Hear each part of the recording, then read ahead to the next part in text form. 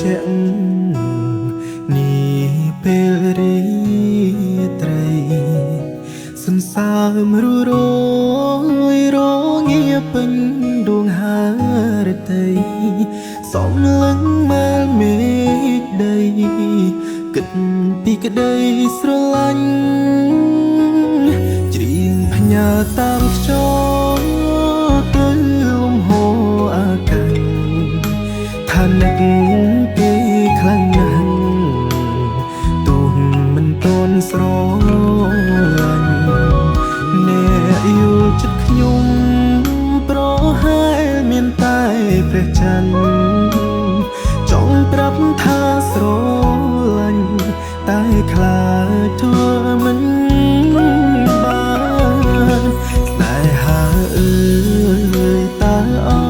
យឆ្លើយយ៉ាងណាស្នេហាដូចរឿងនេះទៀនរឿងហេតុใจដន់ពិតជាមានប៉ុន្តែខ្ញុំមិនហ៊ានស្រឡាញ់អោក្ដីស្រមៃ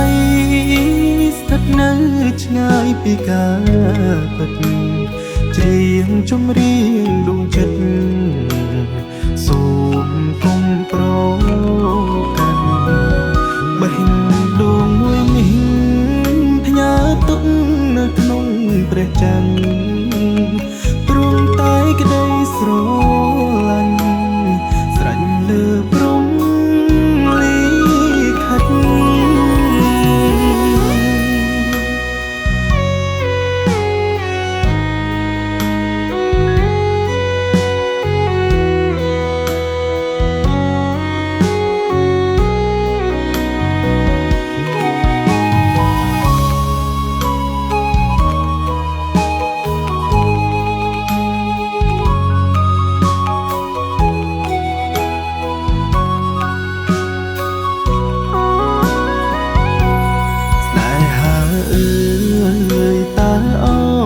ឆ្លើយយ៉ាងណាស្នេហាដូចរឿងនេះទៀនរឿងហេតុใจដន់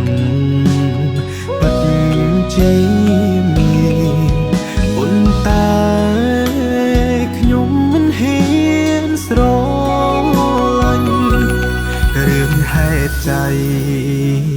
ដន់ពិតជាមានប៉ុន្តែខ្ញុំមិនហ៊ានស្រ